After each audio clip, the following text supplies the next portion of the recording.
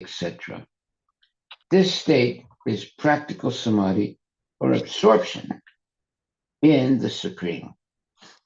So the word dictation was repeated 1, 4 times. 2, 3.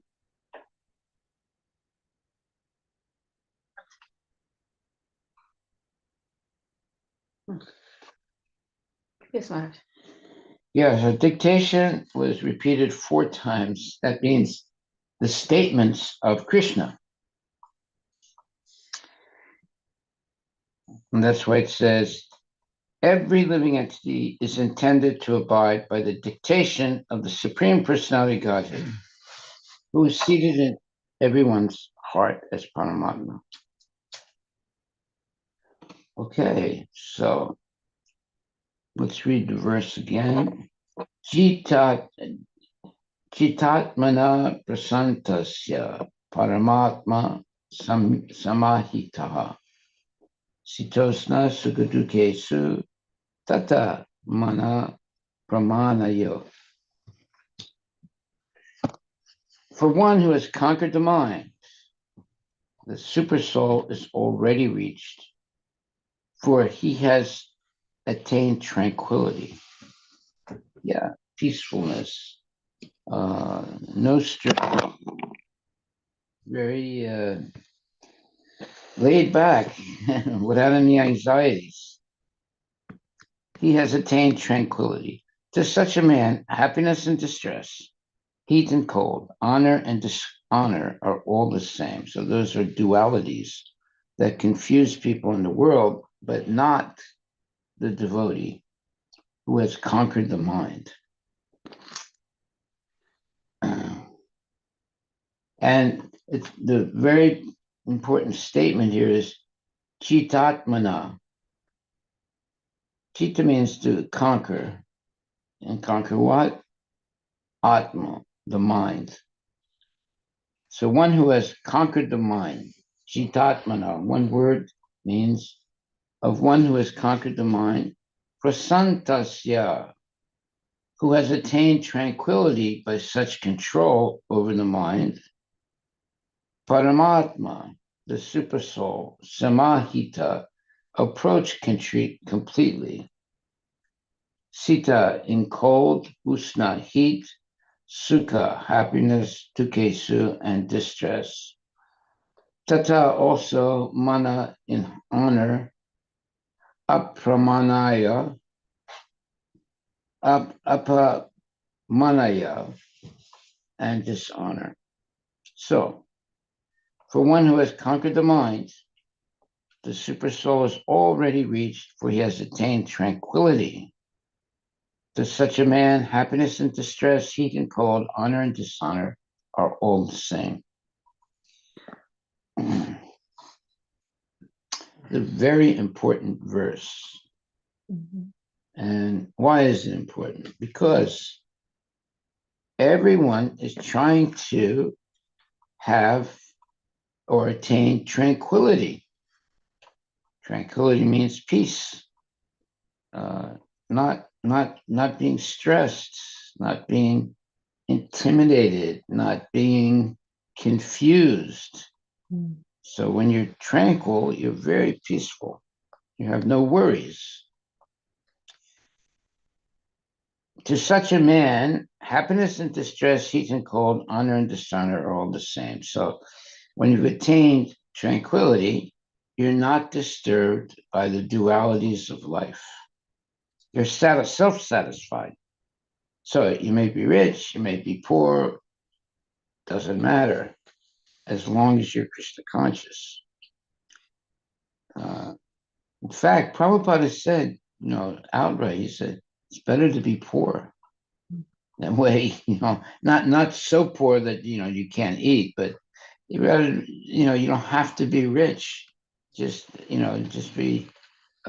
just have enough money to maintain the body and soul together, and you'll be happy. You don't need big houses, big cars, and big bank account and so forth. So it's better to be, let's say, in and not rich than to be very rich and get puffed up and get full of false ego and so forth.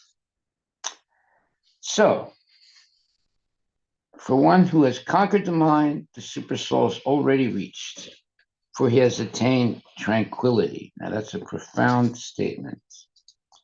Everybody wants tranquility or peace of mind. They don't want to be in anxiety all the time. Now, would anyone be in anxiety? Because they don't know what's going to happen in the future. So they develop all kinds of speculations that lead to fear and anxiety because they don't know what's going to happen. However, a devotee knows what's going to happen. If he is chanting regularly, then he does not become uh, uh, stressed. He doesn't become confused. He knows that when he leaves his body, he's going to go back to Godhead because he's strictly following the regulative principles. And more than that, the genuine devotee has fallen in love with Krishna. That is the real purpose of Krishna consciousness. It's to develop love for Krishna and manifest that love by devotional service for Krishna. So if we come to that level of Krishna consciousness, we are liberated in this world. Okay, so we have to learn to conquer the mind, keep it focused 24 hours a day on Krishna, chanting Hare Krishna, having Krishna prasadam, talking about Krishna, and chanting for Krishna, and so forth. We should always have our mind focused on Krishna.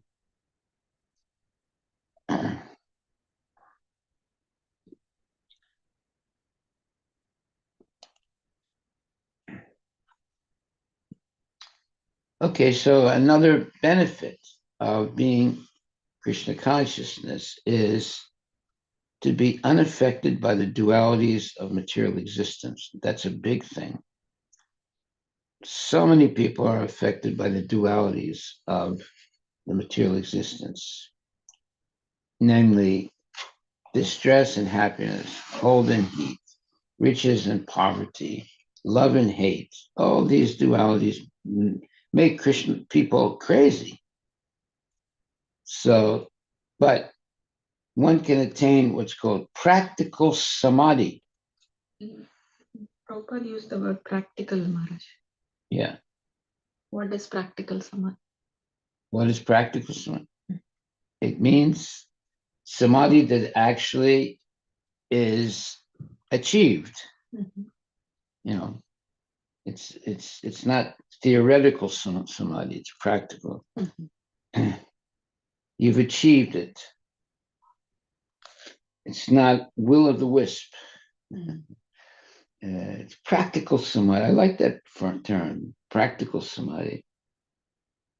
Which means, let me tell you what it means. Fully satisfied by acquired knowledge and realization. Fully satisfied by acquired knowledge and realization. That is practical samadhi. Mm-hmm. Yeah. So, in other words, because this transcendental position is at once achieved by one who is in Krishna consciousness, the devotee of the Lord is unaffected by the dualities of material existence, namely distress and happiness, cold and heat, etc. This state is practical samadhi, or absorption in the Supreme. Yeah, so when you can't get Krishna out of your mind, he's always there.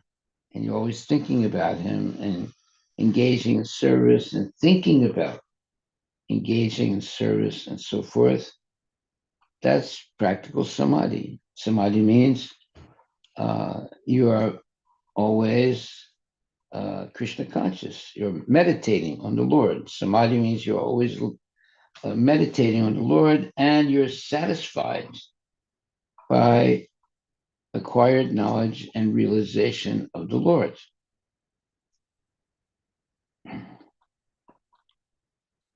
Okay, any questions?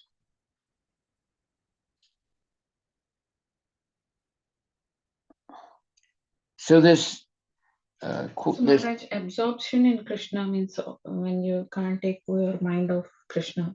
So yeah, are we thinking of Krishna as pastimes, yes, or are we thinking of serving Krishna all the time? all those things, Okay. everything. You're absorbed. In other words, all your thinking is about Krishna in one way or another way. And there's thousands of ways of thinking about Krishna, positively.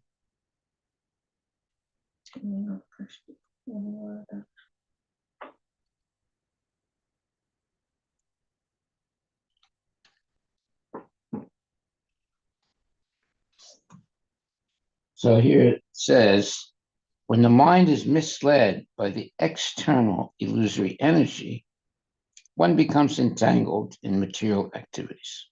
There's a lot of people entangled in material activities today. Too many. Therefore, as soon as one's mind is controlled through one of the yoga systems, well, the best yoga system is chanting Hare Krishna Maha Mantra, one should be considered to have already reached the destination.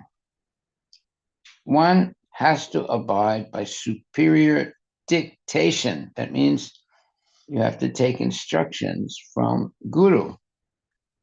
When one's mind is fixed, well, you have the Chaita Guru,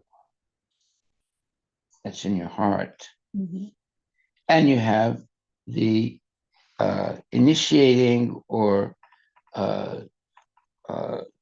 Shastra Guru, right? So one has to abide by superior dictation. When one's mind is fixed on the superior nature, he has no alternative but to follow the dictation of the Supreme. The mind must admit some superior dictation and follow it. The effect of controlling the mind is that one automatically follows the dictation of the Paramatma or Supersoul, because this transcendental position is at once achieved by one who is in Krishna consciousness. The devotee of the Lord is unaffected by the dualities of material existence, namely distress and happiness, cold and heat, etc. This state is practical samadhi, or absorption in the Supreme. These are wonderful statements by Prabhupada, wonderful statements. Therefore, one has attained tranquility, peace of mind, no more fear, anxiety, or doubt. Doubts are demons. So no more fear, anxiety, doubt. Haribol.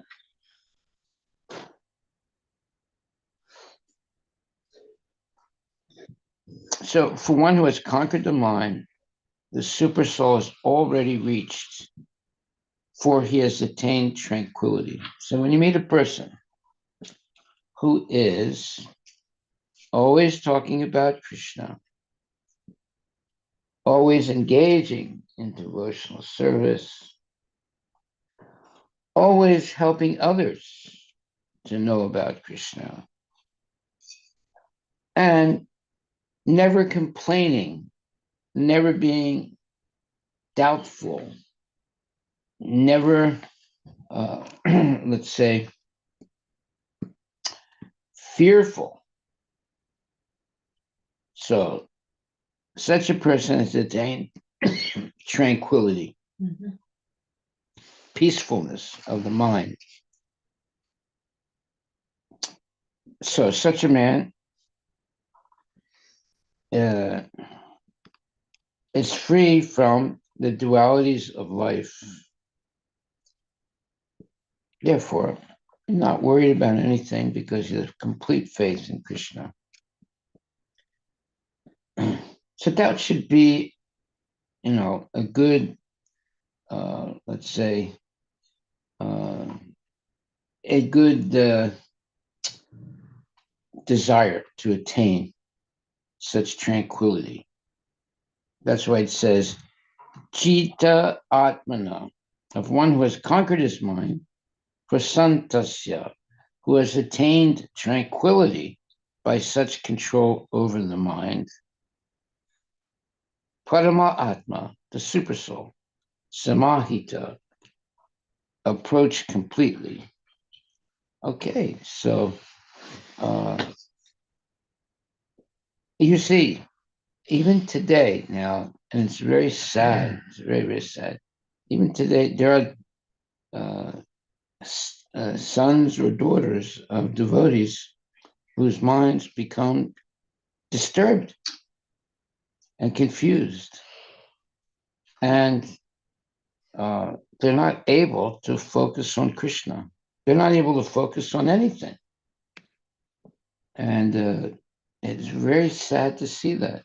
Now, why would something like that happen when you're born into a family of devotees?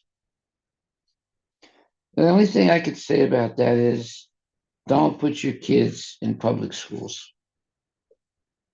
It's a big mistake. They should be educated at home, and you should be, the parents should be involved in their education. They should know what the books are that they're reading and what their homework is and what books they're reading, right? And what usually happens is there's always some bully in the class that bullies kids because they're getting good grades. I remember this is nothing new. Years ago, many years ago, and when I was going to school, I would hear about in other schools. Of course, I was in the elite school in Philadelphia. Philadelphia. Yeah, but there was a regular school in Philadelphia, in Germantown. Central High School. No, yeah, I was in Central, but there was other schools. They were just normal schools, right? And I used to hear that if any of the kids would get good grades in the other school, the kids would torture them. You know, they'd make fun of them. They would shame them. That's what they would do. They would shame them because they got good grades. Can you believe that? Very unfortunate.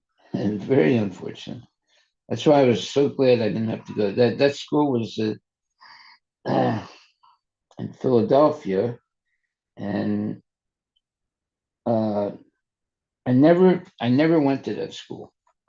I was always in the elite school, where most of the boys, and by the way, there were no girls. The girls were in a separate school. That was a good thing too. No boys in the high school, and most of the boys in that high school, they were Jewish. In fact, I was almost the only one that was not Jewish.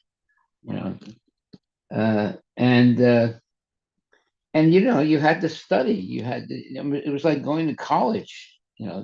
Even though we were not in college, but It was like college education we were getting, and very good teachers. They would spend time if you wanted, you could sit down with them and talk to them, ask questions after class and so forth. It's a very nice atmosphere for learning. But the other schools in Philadelphia, they were hellish. You know, kids getting into fights and all kinds of nonsense going on. Uh, so it's very good not to send your child to school and teach this child at home. And even better than that, get a group of parents who don't want their children to be in the public school system. And now you homeschool them, but you have a group of people working on it. That's the best thing. Like a group of, let's say, 5 families that don't want their kids to go to the public schools. They get together and they figure out, you know, uh, how to educate their kids. Now you'll get the books for free, right? Uh, Now you just have to follow the curriculum, and you can make your own curriculum. You can control what books to read, what books not to read. You can teach them, well, as long as they can pass tests, you can teach them Krishna consciousness. As long as they don't flunk the tests of, math and English. And then you can teach them Krishna consciousness also. If it looks like they're falling behind, even though you can legally homeschool them, but you'll be checked, every once in a while and make sure your kid is, learning. So as long as they are learning, as long as they can pass tests, uh, you can teach them Krishna consciousness. You have complete control on what they're going to learn, what books they're going to read, and so forth. Okay, so any questions about that? So we go to text 8. A person is said to be established in self-realization and is called a yogi or mystic when he is fully satisfied by virtue of acquired knowledge and realization. Very nice statement.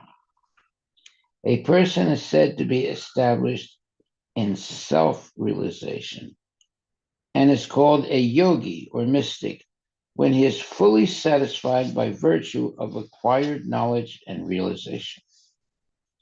Such a person is situated in transcendence and is self-controlled.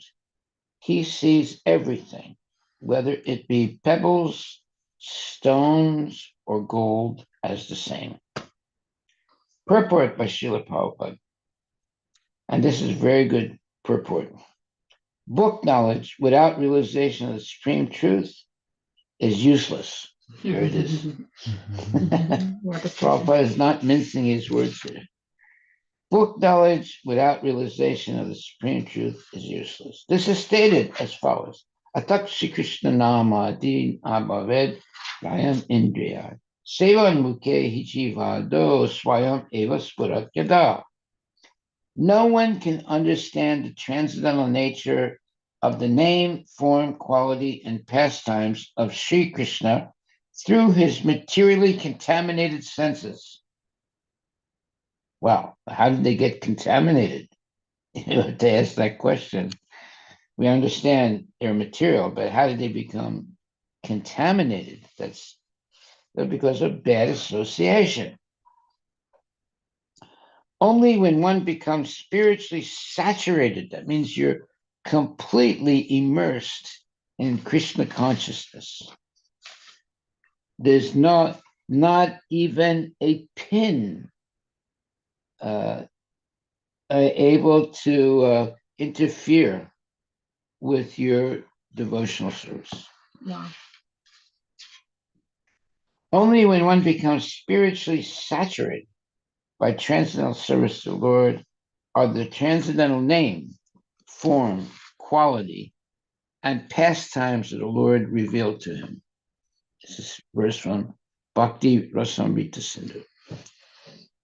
This Bhagavad Gita is the science. Wow, just look at that. Science of Krishna consciousness. Okay, so that word science has a lot of meaning. It means that it is already proven to be, it's already validated and proven to be the truth. Therefore, it's a science. And it's predictable. It can be predictable in any part of the world. You'll get the same result because it's science. So the Bhagavad Gita is the science of Krishna consciousness. In other words, it's true everywhere in the world. No one can become Krishna conscious simply by mundane scholarship. Okay, mundane scholarship is what they're teaching kids in school today. You know, history classes are all about all the wars that people have gone through in the past. And they learn about there's sex education nowadays. I think from what is it, fifth grade and up. Well, you can get your kid to be, let's say, not obliged to take that class, but everyone will make fun of them, you know. So anyway, so it says here, a Krishna conscious person has realized knowledge by the grace of Krishna because he is satisfied with pure devotional service. That's a very nice statement. By realized knowledge, one becomes perfect. Okay, so example of realized knowledge is, well, let's say you learn vicariously that you should not put your hand in fire. But let's say by accident you put your hand in fire and you get burned. Well, now you learned directly. Yeah. So either way, you learn. Whether it's vicariously, that means you learn by seeing it happen to others, or you learn by it happening to you. Both ways you're going to learn, but it's better to learn by not, getting your hand burned or whatever. So that's why it says here, one must be fortunate enough to associate with a person who is in pure consciousness. That means you're fortunate enough. It's a very special thing. A Krishna conscious person has realized knowledge. In other words, they have experience. They're highly experienced. They're not theoretical. They're practical. A Krishna conscious person has realized knowledge by the grace of Krishna because he is satisfied with pure devotional service. Now, see, that's a major statement right there. How many people are actually satisfied by pure devotional service? No, some people would be frustrated by pure devotional service. They want to do nonsense. So they're not satisfied by pure devotional service. Especially if they've been trained in public schools. They're not going to be really interested in pure devotional service. Maybe even Prabhupada said this. I've said this before. He also said when he went to college, yes, it sort of his fervor to be Krishna consciousness was diminished by that association in college. And he says it. So if it happened to Prabhupada 100 years ago, just imagine how much is happening today.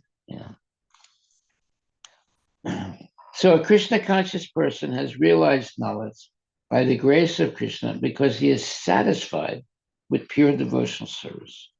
By realized knowledge, one becomes perfect. By transcendental knowledge, one can remain steady in his convictions. Okay, convictions means what he believes in, what is accepted as the truth. Well, he's accepted Krishna consciousness as the truth. But by mere academic knowledge, one can be easily deluded and confused by apparent contradictions. Yeah, just like if you say that the bones of an animal are not uh, clean, but a conch shell is clean. Wait a minute, conch shell bones of a fish, some kind of a water creature, right? So you can get confused. They say, well, I just learned that the bones of the animal are not pure. But you have these, what do you call them? The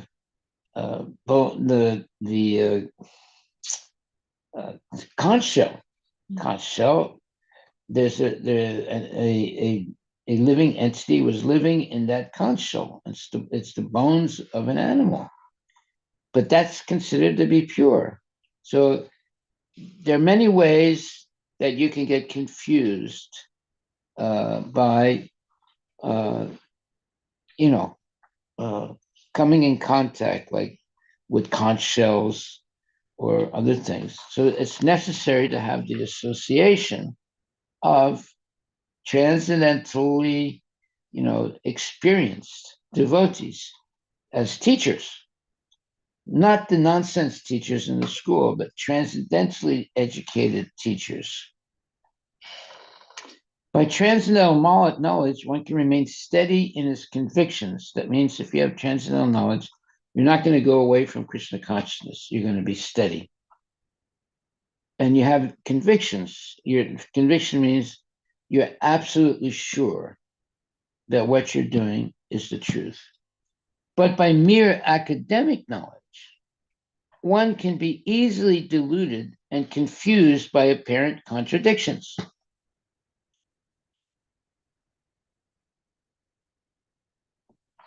Yeah, there are a lot of things that were like in science. If you get a science book, that's from the 1920s, a lot of things have changed over time. So many of the things in those science books from 1920s may not even be true anymore. So that's like an apparent contradiction. Let's say you see a book that your grandfather was studying in school in the 1920s. You look at it, and you can see you might see things that are no longer talked about anymore, or things that where they say, well, this is not actually scientific, you know. So you can get confused, right? So by realized knowledge, one becomes perfect. By transcendental knowledge, one can remain steady in his convictions. Convictions means what you believe in. But by mere academic knowledge, one can be easily deluded and confused by apparent contradictions. Well, that's what kids are learning in school, just simply academic knowledge. Therefore, they can be confused. It is the realized soul who is actually self-controlled because he is surrendered to Krishna. He is transcendental because he has nothing to do with mundane scholarship. There it is. Mundane scholarship, meaning mundane knowledge. He has nothing to do with mundane scholarship. For him, mundane scholarship and mental speculation, which may be as good as gold to others, are of no greater value than pebbles or stones. Wow, Prabhupada is being very, very direct now. He has nothing to do with mundane scholarship. For him, mundane scholarship and mental speculation, which may be as good as gold to others, are of no greater value than pebbles or stones. Hare Krishna, Krishna Krishna, Hare Hare, Hare Rama, Hare Rama, Rama Rama, Hare Hare. Jai Srila Prabhupada ki jai. All glories to Srila Prabhupada. Okay, any questions? There's a lot of questions here, if you look at it carefully.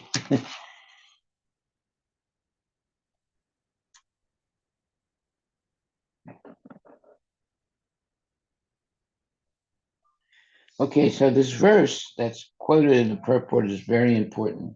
Atakshi Krishna Nama Adi Nama Vid Graham Indriya Sevan Mukhi Jiva Dos Swayam Evas Purat Yada. Very important verse. No one can understand the transcendental nature of the name, form, qualities, and pastimes of Sri Krishna through his materially contaminated senses. How did the senses get materially contaminated? By engaging in illicit activities, by reading nonsense books, by hearing nonsense theories, speculations, and associating with unholy people. You can end up with contaminated senses. So no one can understand the transcendental nature of the name, form, quality, and pastimes of Sri Krishna through his materially contaminated senses. Only when one becomes spiritually saturated by transcendental service to the Lord are the transcendental name, form, quality, and pastimes of the Lord revealed. So we have to become spiritually saturated by transcendental service. So saturated means it's just like, you go out and it rains and you don't have an umbrella and you're wet, your clothes get all wet. So you're saturated with water, right? But this is a metaphorical way of saying one becomes spiritually saturated. Instead of just being saturated with water, now you're spiritually saturated by transcendental service to the Lord. Haribol. It was very nice, spiritually saturated. And at that time, when you're spiritually saturated, the transcendental name, form, quality, and pastimes of the Lord are revealed. Okay, so any questions?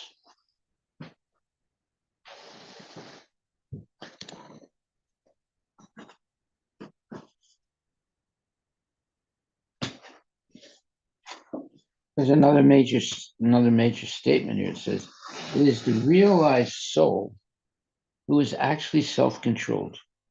Wow. It is the realized soul who is actually self-controlled because he is surrendered to Krishna. He is transcendental because he has nothing to do with mundane scholarship. There it is, mundane scholarship.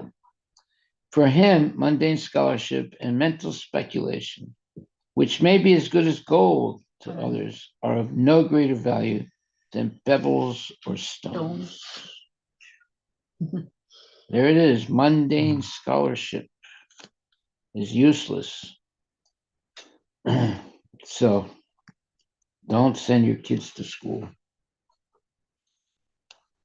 That's all they teach is mundane scholarship. Yeah. Hare Krishna. All glories to Srila Prabhupada ki jai. You see, I'm not making any of this up. Prabhupada is writing that. I'm not making it up. It says here, no one can become Krishna conscious simply by mundane scholarship.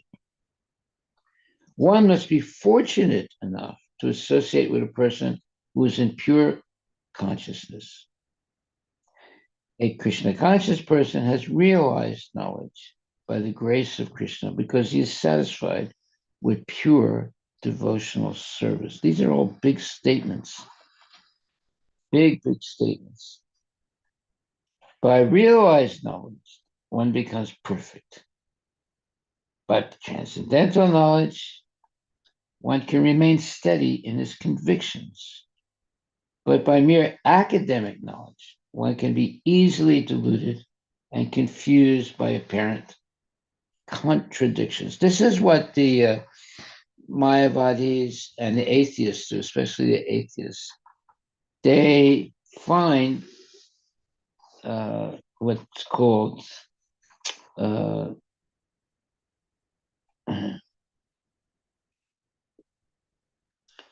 apparent contradictions. Yeah.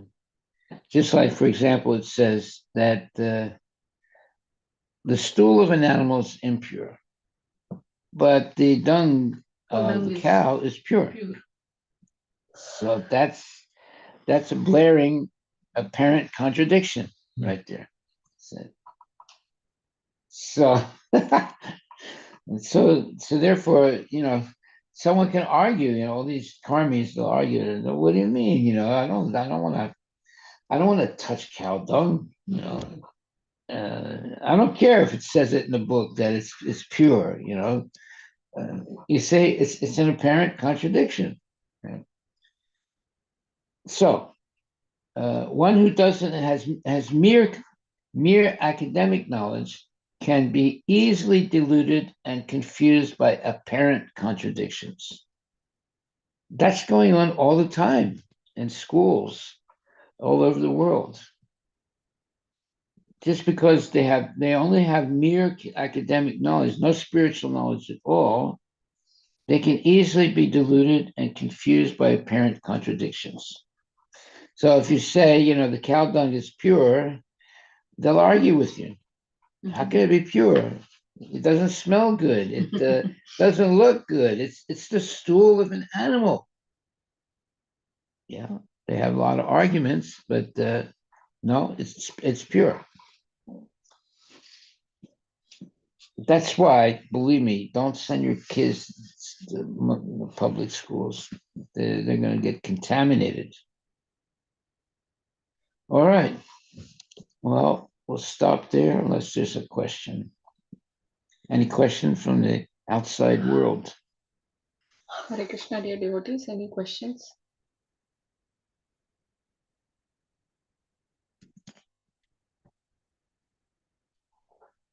No. Okay, no questions, no answers, and we will adjourn and pick it up 11 hours from now. Srila Prabhupada. Huh? Srila Prabhupada. Jai Srila Prabhupada. Hare Krishna. Hare Krishna. Thank you. Thank you.